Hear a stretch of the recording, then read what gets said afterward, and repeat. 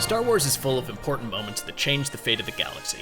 Obi-Wan gaining the high ground, Luke one-shotting the Death Star's porthole, that kind of thing. Great shot, kid! That was 1 in a million! But what if I told you that the rise of Darth Vader and his defeat/redemption at the hand of his son Luke was triggered by a microscopic unseen element that connects all life throughout the universe? Its energy surrounds us.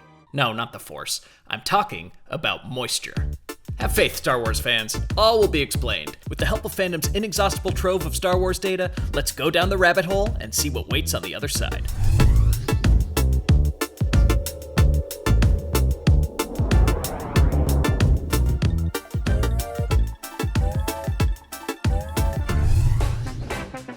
Our story begins with this old moisture farmer, Klieg Lars. Now, moisture farming isn't Star Wars slang for having a wank.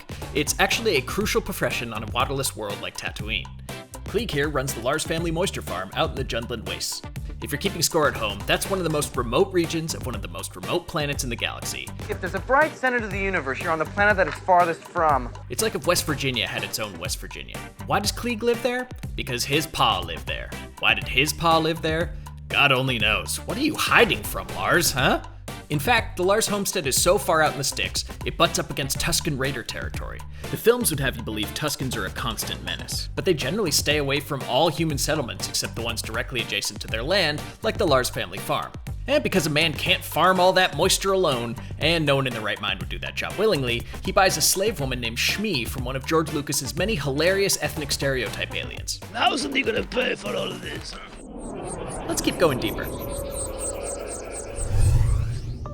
The way moisture farming works is this. Tall machines called vaporators condense what little water there is in the atmosphere and stores it in tanks. While it's operating, the immediate area around a vaporator becomes wet and humid, creating one of the only moist environments in an otherwise dry, arid desert. This micro-ecosystem causes native species of mushrooms to sprout up around their base, and nothing goes better with a tall glass of blue milk than a big bowl of vaporator-grown shrooms. That's good eating. Klieg and Shmi are dirt-poor subsistence farmers. Nothing they grow can go to waste, so one of Shmi's jobs is to harvest the fungus to be eaten or sold at market. So, one day, whose ramifications would echo throughout the galaxy, Shmi goes out mushroom picking by herself, where, wouldn't you know it, she's kidnapped by Tusken Raiders and tortured to death. Wah wah. But how did one extra moist vaporator change everything? We have to go deeper.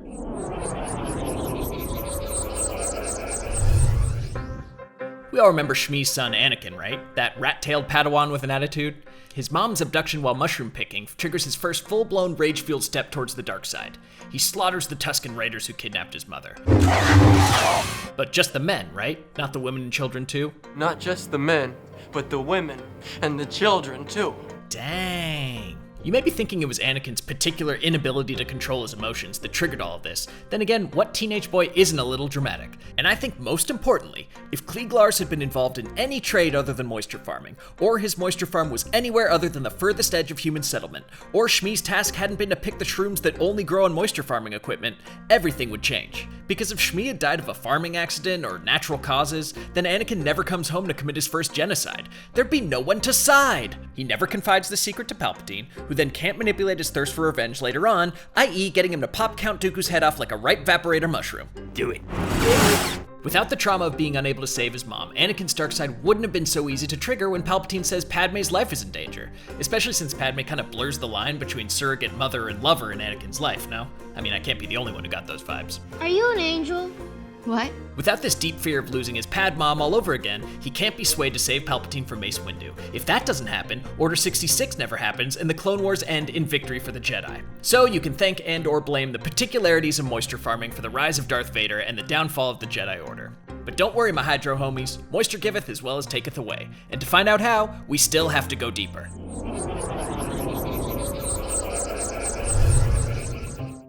Moisture farming is in no small part responsible for Luke's rise in the original trilogy too. See, when Luke is just a teenager, Klieg's son Owen, aka Anakin's stepbro, aka Luke's uncle, aka future human barbecue, is now in charge of the family farm. There's a big harvest season coming up and Luke's only a year or so away from leaving to join the Imperial Academy. Harvest is when I need you the most. You can go to the Academy next year. Again, because a man can't farm all that moisture alone, he decides to purchase 2 new droids from the Jawas. Because of his ability to communicate with his moisture farm's vaporators via binary coding, and the fact that gold plating really stands out in a showroom floor, Owen selects C-3PO. And after R5-D4 heroically maims himself for the good of the rebellion, Yes, that is canon, look it up. 3PO convinces Owen to also pick his traveling partner R2-D2, who unbeknownst to them all is carrying the Death Star plans inside of his programming. So if Owen had chosen any other line of work than carrying on his dad's miserable moisture farming business, there'd be no need to purchase a droid to talk to his water evaporator, and he'd never end up buying his little pal too. Thus, R2 doesn't end up with Luke, Hello. and A New Hope essentially just doesn't happen. You must learn the ways of the Force. So here we are, at the bottom of the rabbit hole. And what have we learned? Well, we've learned how important moisture farming is to Star Wars. So thank you, moisture farming. You inadvertently are the cause of, and solution to, all the galaxy's problems.